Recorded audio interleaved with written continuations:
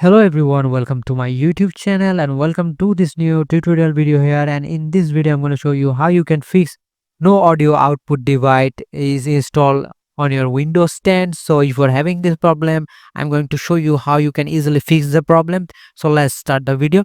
First of all, go to the search option here and here search services. This is the option.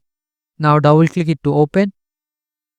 Now you have to scroll down all the way down to find Windows Audio. Here is the Windows Audio. Now click it to open. And all you have to do is select this automatic option and select stop.